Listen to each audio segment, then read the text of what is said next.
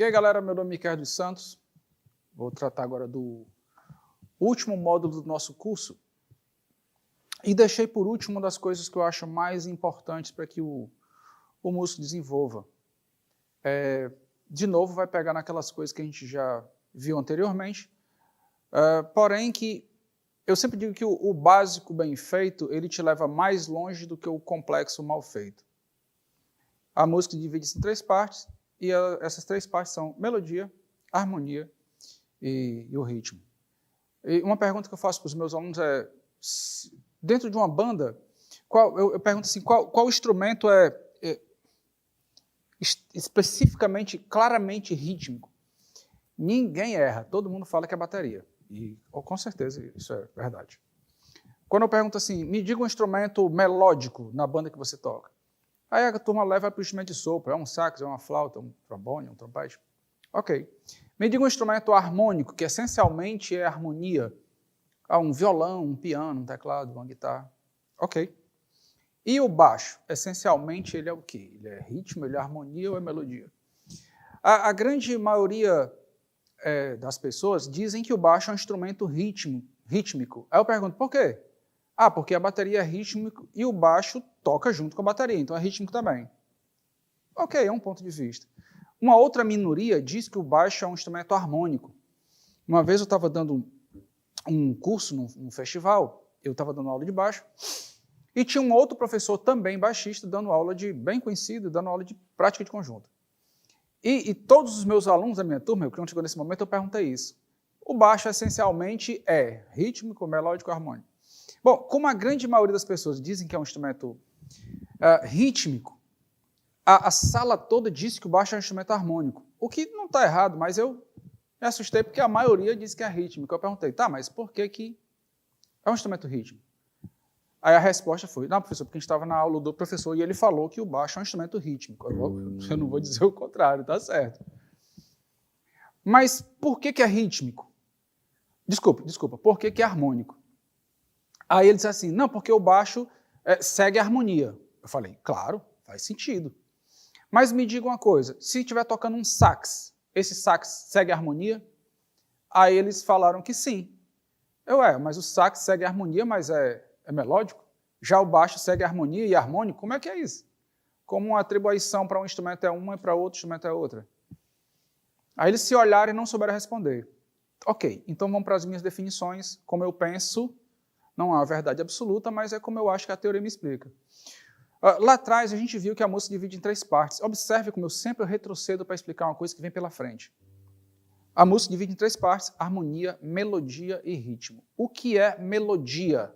É a combinação de sons sucessivos. Eu dou uma nota, depois dou outra, e ela precisa combinar. Ou seja, o groove. O groove ele é melódico. E o baixo toca fazendo groove. Portanto, o baixo toca fazendo melodia. E por incrível que pareça, as pessoas não veem isso. Não veem dessa forma. Entende que o baixo é rítmico ou é harmônico, quando, na verdade, o que a gente faz é melodia. A melodia que o baixo faz, ela se coloca como se fosse um contraponto. Contraponto, se você pensar numa melodia de uma música, o contraponto tem gente que confunde com segunda voz, mas a segunda voz, por exemplo, antes de falar do contraponto, ela obedece os movimentos que a voz principal faz. Se a voz principal subir, a segunda voz ela sobe também, ela mantém mais ou menos uma distância de intervalo e se movimenta meio que junto. Pode acontecer de fazer em um momento ou outro movimento contrário? Pode acontecer. Mas, basicamente, ela se coloca nessa posição de fazer movimentos no mesmo sentido da melodia principal. É a forma mais fácil de explicar isso. Já o contraponto, ela é uma segunda melodia que ela não precisa necessariamente obedecer esses movimentos. Tem uma música cristã que eu já vi ser tocada na igreja evangélica, já vi ser tocada na católica, que eu acho que essa música explica muito bem. Deixa eu ver se eu lembro da melodia aqui. Eu vou cantar a letra e tocar a melodia para vocês verem que eu estou tocando a melodia da música. Nem só de pão todo homem viverá, mas de toda palavra que se procede da boca do Senhor. Aleluia, aleluia. Enquanto um grupo de vozes canta essa melodia, que é a melodia da música, um outro grupo de vozes canta isso aqui, ó. Aleluia, aleluia, aleluia, aleluia, aleluia. Observe que o que eu fiz aqui foi tocar, as duas melodias. São duas melodias que acontecem paralelamente. O que eu vou fazer aqui é exemplificar. Eu vou cantar uma melodia e tocar a outra para vocês entenderem o movimento das duas vozes. Tá, eu vou cantar o nem só de pão, vou cantar isso, e vai faltar fôlego aqui, e vou tocar o aleluia. Vamos lá. Nem só de pão todo homem viverá. Opa! Nem só de pão todo homem viverá, mas de toda palavra que se procede da boca do Senhor. Aleluia, aleluia. Agora eu vou inverter. Eu vou cantar o e vou tocar o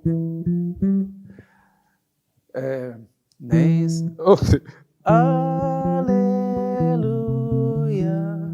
aleluia, aleluia, aleluia, aleluia. Observe que eu fiz as duas partes. E essa música cristã é fácil porque ela fica muito claro, ela é tocada com as duas melodias. Agora, o que eu vou fazer agora é pegar essa melodia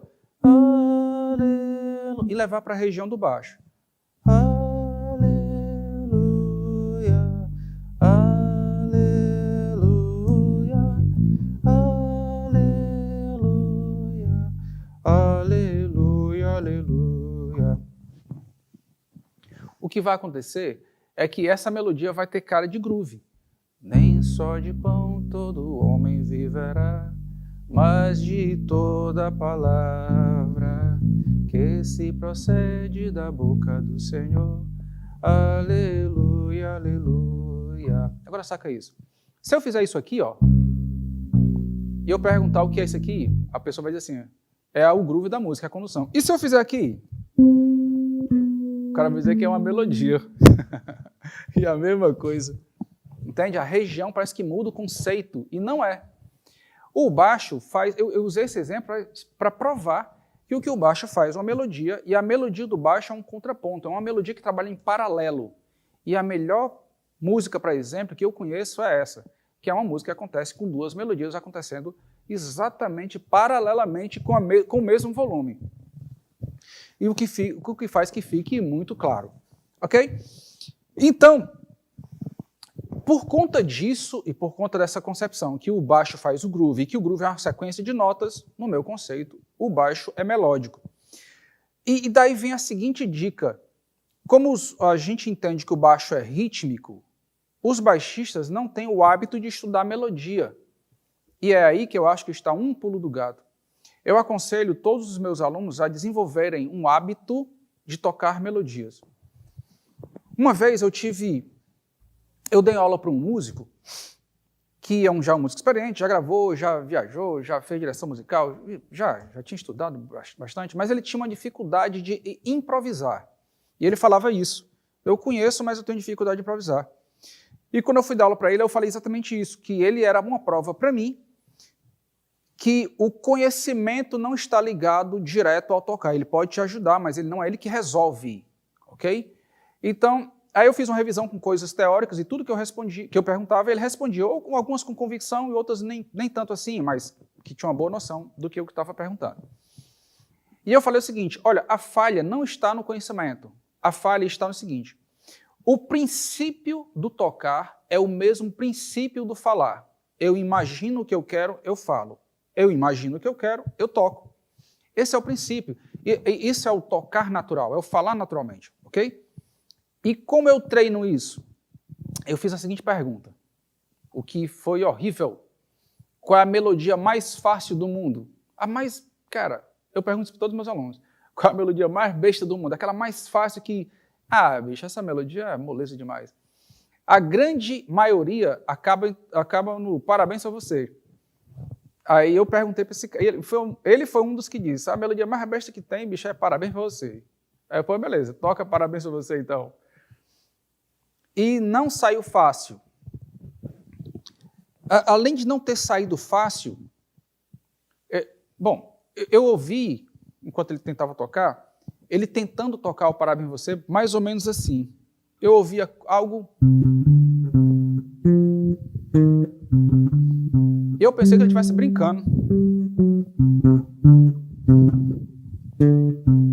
Aí eu, não, ele está brincando comigo, ele está tirando onda comigo. E ficava tentando assim. E depois de uns 5 minutos, a melodia saiu mais ou menos assim. Ó. Depois de uns 5 minutos, saiu mais ou menos...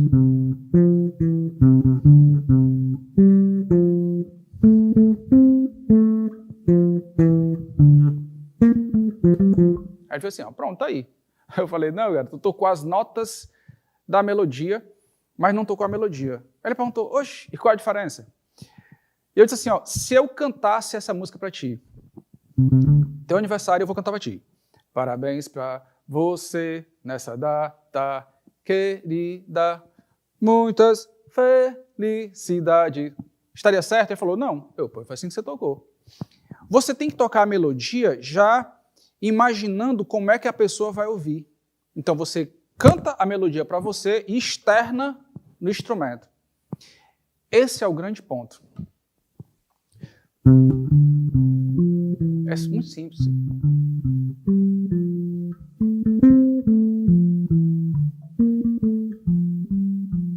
Ok? Só que eu perguntei assim, ó, essa música está em que tom? Aí ele falou assim, dó, porque a primeira nota que ele tocou foi dó. Eu disse, não. Essa melodia, análise, essa melodia ela começa no 5º grau. Então, para eu tocar em dó, ela tem que começar no 5º grau. Quem é o 5º grau de dó? Aí ele falou, sol. Beleza, então para eu tocar em dó, essa melodia acontece no 5º grau. Toque ela em dó. Se eu acabei de tocar a melodia, era para levar para o dó com facilidade, né? Não aconteceu. E ele teve que praticamente aprender a melodia no dó. E levou um tempo muito parecido com a primeira opção e saiu não tão bom quanto a primeira opção. Qual é o problema aí? Quando ele aprendeu a melodia, ele decorou o shape. E quando ele transpôs para o dó, aquele shape, aquele desenho, não cabia no dó, o que fez com que ele procurasse um novo shape. E esse é um problema, porque a gente não fala por shape, então não tem como se tocar por shape, isso não é natural. A ideia é você imaginar o som, esse é o princípio correto, natural. Você imagina o som e toca. Então, para eu tocar em dó, eu tenho que começar de sol, seja qual for o sol. Vou começar em sol aqui.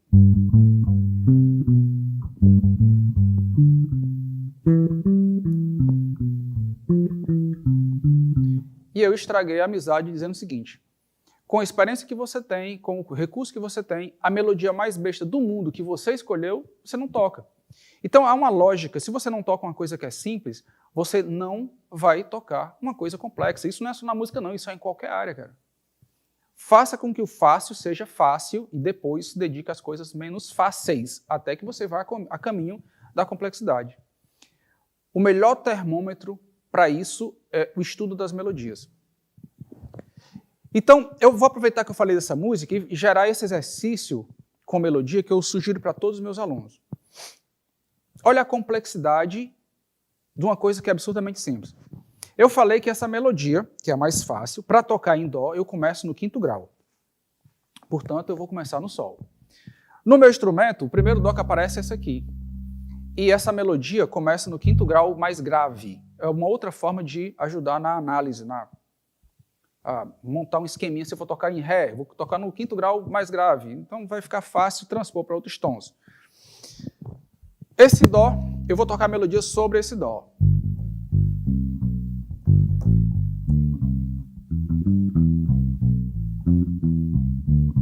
Depois eu tenho esse dó. Eu levo a melodia para esse dó.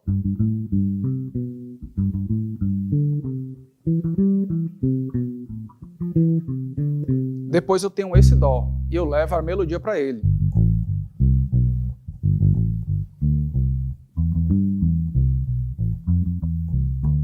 Depois eu tenho esse dó. Observe que isso aqui, eu estou ligado na primeira aula, conhecer o braço do instrumento com notas naturais. Então, eu sei onde estão todos os dós e levo a melodia para todos os dós. Observe como os assuntos estão totalmente ligados, eles não são independentes. Eu preciso de uma matéria para avançar com a outra. Para fazer isso, eu preciso conhecer o braço muito bem. A primeira aula do nosso curso, conhecimento de notas naturais. Transpondo para cá.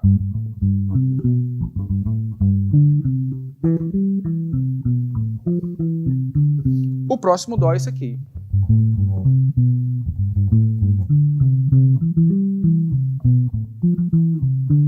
O próximo dó é esse aqui, mas eu não tenho extensão, eu já conheço o braço, eu sei que eu vou tentar tocar e não vou conseguir, ó.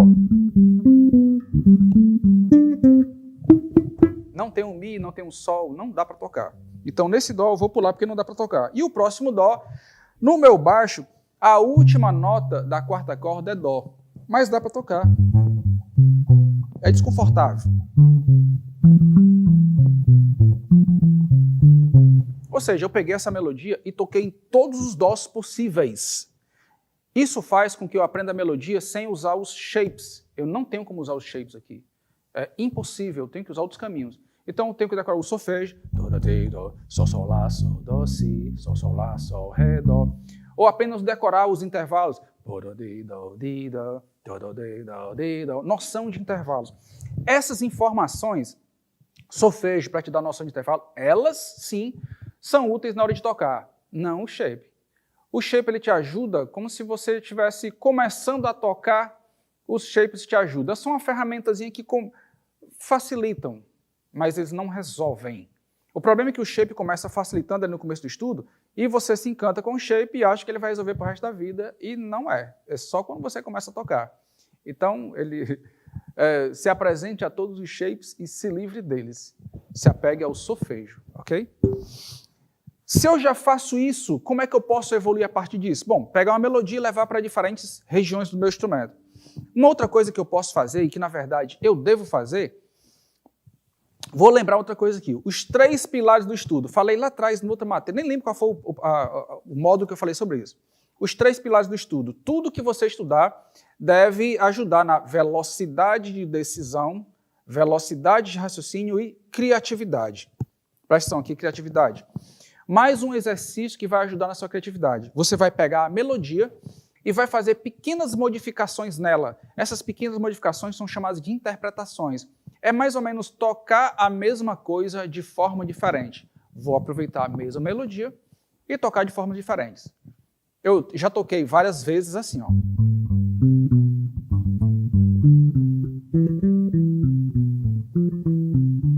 Vou tocar diferente.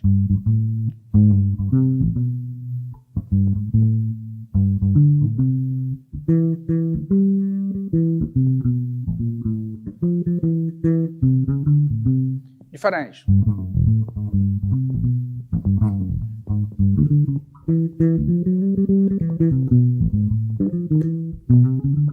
Essas modificações, eu faço elas cantando. Por exemplo,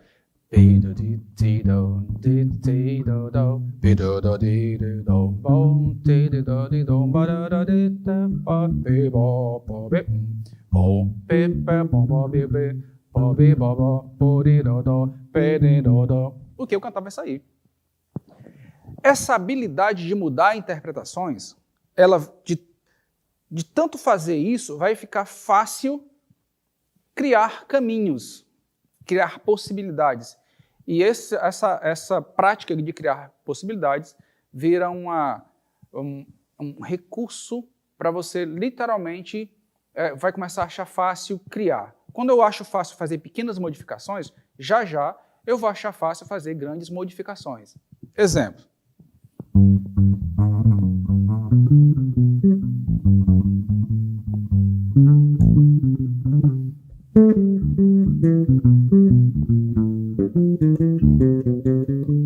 É a mesma música com muitas modificações.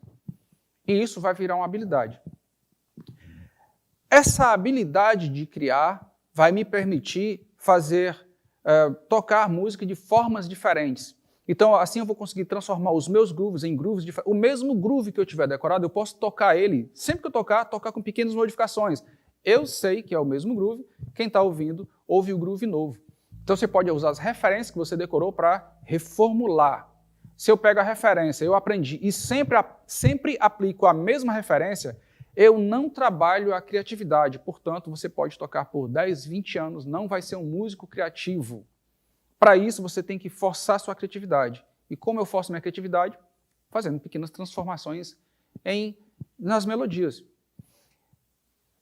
Uma das coisas que atrapalha quando a gente começa a fazer isso, você observa que a gente precisa de tempo para pensar, mas a prática leva à perfeição, ou a prática te leva a esse caminho fluido. E as pessoas pensam assim, bom, quando chega nesse nível, o músico não erra, né? Essa é a grande mentira e a grande mágica. Toda vida que você se coloca para criar instantaneamente, provavelmente você vai errar.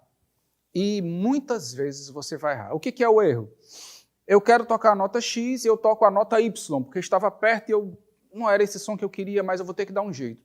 Quando você pratica dessa forma, você pratica essa habilidade, literalmente, de fazer com que o seu erro, a nota que você queria e não tocou, e tocou a nova, e você treina a habilidade de pegar essa nova nota e gerar um novo caminho. Você sabe que errou porque não é aquela nota, mas quem estava te ouvindo não sabia que era aquela nota. Então não vê como erro, ele vê como fluido.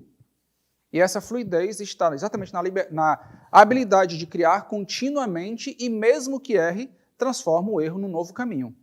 E o melhor exercício para você fazer isso é interpretação de melodia. Vou começar com melodia como essa, mas você pode ir passar para melodias mais complexas. Vê isso aqui, ó.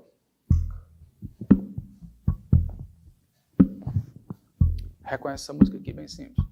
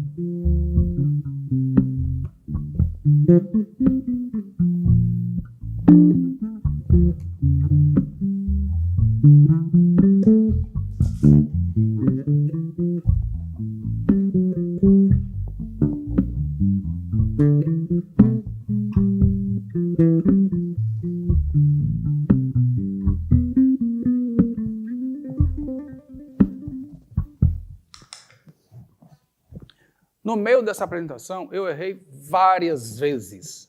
Alguns perceberam, outros talvez não tenham nem percebido. A ideia é pegar o erro e transformar num novo caminho. Exemplo. Não saiu isso, saiu. Se você contextualiza a sua melodia, você consegue tocar o novo caminho contextualizando, aquilo passa como interpretação. E essa habilidade vem exatamente quando você desenvolve esse hábito de fazer pequenas modificações nas melodias curtas, que você já sabe. Isso vai virar uma melodia. Essa habilidade vai para os grooves, vai para o solo, vai para quando você vai gerar introduções, vai para a harmonia. Então, em todo o segmento, é importante essa tua fluidez, essa decisão rápida de que o teu erro vira um novo caminho, caso ele aconteça. E se ele não acontecer, abre o leque de novas possibilidades. Esse exercício, ele desenvolve, ele estimula a criatividade, que é um dos pilares para o estudo. É importante que todo músico tenha essa habilidade de decidir rápido, conhecer rápido, entender o que está fazendo, velocidade de raciocínio, e que ele seja o máximo criativo possível. A criatividade não são caminhos decorados, são caminhos que você apronta para fazer sempre pequenas ou grandes adaptações rápidas, real time. Ok? Eu espero que essas informações sejam úteis e de alguma forma ajudem no nível que você está tocando ou para um nível que você quer ir. Mas essas informações são absurdamente básicas, mas essenciais. Tudo que você precisar estudar a mais, você já vai ter uma boa base para a tua evolução. É isso aí. Um grande abraço.